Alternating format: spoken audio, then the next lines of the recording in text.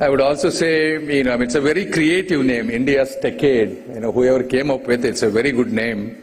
And it is quite accurate because we have come a long way. It's a transformative journey in India, thanks to Modi ji's visionary leadership. Though we have come a long way, we're at an intersection of both exciting and challenging times. With the 6G coming, artificial intelligence taking all over the country, all over the world, quantum communication, with the artificial, me also running a large tech company, I see what artificial intelligence is doing and what's going to come. So this is, as I said, both exciting and challenging journey. And the entire strong Indian telecom sector was not built by just one partner. It's a combination of both government and industry, each doing their own part. And what did the government do? Right, under Modi ji, especially over the last 12 years since he took the office, it's a completely unbelievable transformative. If there is one sector that had gone massive changes, though the entire government had gone through quite a few changes, but the telecom is one that really leapfrogged. You look at Telecommunication Act, right? This is a comprehensive rewrite of the law that was written 140 years ago. That's again we have rewritten. Clear authorization frameworks, stronger consumer protection, providing emerging technology provisions. Then you take the 2021 Reforms Package Act, rationalizing AGR, right? 4-year moratorium, removal of bank guarantees. Because of all these changes and clear path to equity conversions, including how the government was able to rescue Vodafone. These are all the things that we have done enormously. And the right of way. Right of way, the states used to charge whatever they want. They used to give permissions whenever they want. Now we unified. We cleared multi-year bottlenecks. And they are getting resolved within weeks. And then, spectrum rationalization, Lahoti ji has just told you all the changes that they have been doing, not only for the 5G and the future 6G. And now the auctions are happening at predictable times, and they are aligning with the global standards. And you look at the reach, whether it is BharatNet, $17 billion, almost like 1,40,000 crores, to give almost 2.6 lakh gram panchayats high-speed optical fiber cable. Or you take 4G saturation projects, like there are only around 35,000 villages that do not have connectivity, and we are connecting all those 35,000. Even that 35,000 we have connected around 24,000. So there are only another 10,000 lost villages that are remaining, and these are the ones in far-flung areas, difficult to reach, and even those are getting connected. This is the kind of massive investments the government is taking seriously. And you take citizen protection services, right? Whether you take Sanchar Sathi app, digital intelligence platform. These are the things that government is proactively taking to prevent the abuse of telecom infrastructure and taking citizens for granted. And no other country of this scale has done these kind of activities. So, taken together, this is the most comprehensive policy support architecture this sector has received in India's history. And the second component is obviously the industry. The industry deserves the credit because industry has responded. And as you all know, they have done the massive investments in 5G, rolled out in fastest time in 22 months. Now more than 5 lakh BTS are there. Almost 40 million people are using 4G. And the overall internet reach is almost 1.2 billion, which is 120 crores, second largest in the world, with the lowest tariffs anywhere, and then the highest data usage across the world. And we also, they have also invested in fiber backbone. They have grown almost 7-fold. Obviously this has paid them well. Financial recovery has happened to the sector, and the sectoral gross revenues, if you look at it, This year, they have grown around 10% compared to the last year, now reaching 3.7 lakh crore. So this is a recovery of a structural health, and this is backed by the FDI inflows. FDI inflows up to, last year, you can say almost 2.4 lakh crore are invested in telecom sector. So these are the industry achievements enabled by policy and delivered by the companies that are sitting in this hall. So the India's story, I would say, of this decade or decade, whatever you call, is not a government story or it is not an industry story. It is a partnership story that I wanted to congratulate you all on that. So then what else? The manufacturing aspect of it. At one point we were entirely dependent on imports, right? And today government came up with the PLI scheme. Almost 12,000 crores was given to the companies. Around 42 companies are participating. And it generated close to 62,000 crores of sales. Out of that, 12,000 crores is an export. This might seem somewhat smaller when you look at the overall picture of 3.7 lakh crore overall revenue. But, at one point we were completely dependent on import. But this is an area where I think we can do much better. And then the government has come up with Telecom Technology Development Fund to support both research and innovation in academia and startups. We have given we have sanctioned around 540 crores to more than 100 companies. Many of them are in the 6G space. And we're also coming up with a technology development 2.0 with even more outlay and more co-funding mechanisms so that the fund really does what it's supposed to do. And then you have seen how we came up with the indigenous network with 4G, 5G, and we have deployed in BSNL almost 100,000 sites. This is the only fifth country in the world. These are all the things that we have done significantly in the research and innovation front. But there's still a long way to go in India. So far, we are mainly assembling quite a bit, but I request all our operators or manufacturers to focus on design-led manufacturing. We have different incentive structure for that. And then also build export-grade testing and certification facilities, that will enable it to create trust in Indian companies.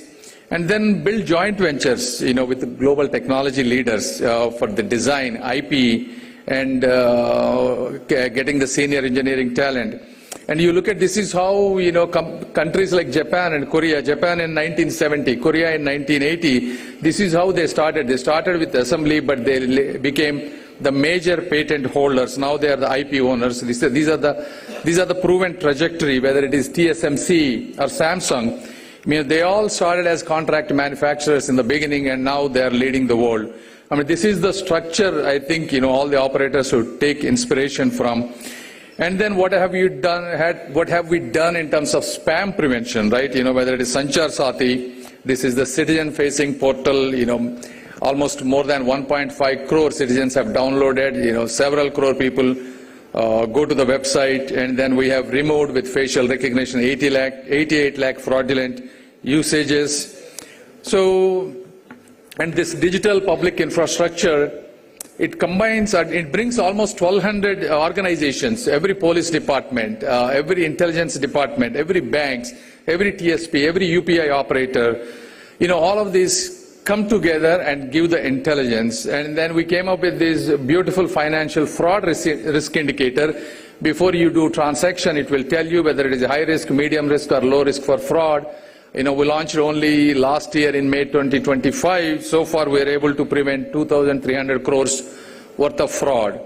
So, now we just had an MOU with the SEBI to do this even more. Yet the threat curve is, not flattening; it's steepening. So, as you all know, the scams are becoming much smarter. Synthetic voice, AI-generated text, international spoof calls, deep fake, all of these. So this is where I think TSPs can take much bigger activity. I know some of you are already doing, especially Airtel, they came up with the spam identification, and the others are following. But I think strengthening the KYC mechanism, right? It should happen quickly in days rather than months, and then move the calling name presentation framework. I know you're all doing beta testing, but get it to the system quickly. And then most importantly, TSP level filtering of international calls at the gateway. I think this might be one of the most effective manner if you can do it. And then effective intelligence sharing between the TSPs, whether it is SIM form patterns or bulk SMS, aggregator abuse. These are the things I think if you can take it much more personally, it will have a lot more value to the Indian society. And then the last thing that I would ask industry is, how to participate in the R&D, right? As I said, if you look at it, the entire sectoral revenue is almost 3.7 lakh crores, right, in the last year. Look at, we have some of the global players here, Nokia, Ericsson. They invest up to 15 to 25% of their revenues in R&D. But, traditionally we have, if you look at our people, obviously less than 1%. You could argue we take, some money for DBN fund, that is where you should be investing, government should be investing in the R&D. And then you could also say we are not equipment manufacturers, so, we don't really invest in the R&D. But these are the things, points of discussion. I think it is important that now you are at a scale and the public is watching. Sure, DBN does invest. That is where TTDF has come. And DBN also invests in all these remote villages where, we cannot, there is no techno-commercial viability for TSPs. And DBN is the fund that's investing in BharatNet. There are definitely things that are doing, but R&D requires not just the government involvement. Academia, it requires, more importantly, R&D requires ownership, accountability, and outcome driven. And that is very difficult for government to do by themselves. So I think if you can, you can say, sure, we are not equipment manufacturers, but now going forward with all the AI native networks, where you can adjust in real time is going to give you a lot of advantage. If you look at all the global players, they're all contributing to AI RAN research, edge computing research, and all of these things are going into the 6G standards and patents. Once you get into these standards, you're basically defining the entire trajectory. So I think this is where, if you don't do it, you will get killed with innovation. Because I see firsthand what AI is doing for a lot of these companies, especially in United States and other. They are getting decimated overnight. So I hope you take this more seriously, so that at 6G we will not just participate, we will also be sitting at the table with equal footing. And then, some of you have requested, the government needs to provide us policy support, understand the investment, how much it is taking.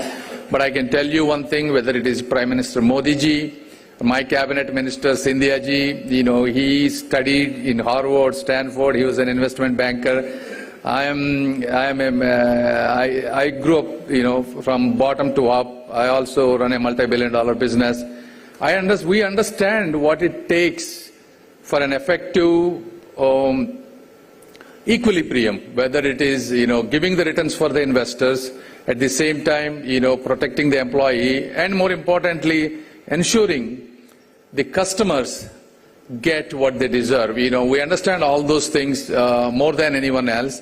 We are always there. You have seen over the last 10 years, I just went through all the policy reforms that the government has done. And even today, Modi ji, whenever we meet with us, it is always about what can we change, what are the reforms that we can do, how can we facilitate industry to leapfrog, how can we facilitate innovation. These are the things that we constantly discuss, and will continue to do that. And I can confidently say that. But at the same time, also we have to understand, as you are becoming more mature, more scalable, almost like, we can say duopoly, triopoly, whatever those names are, it has to be balanced, right?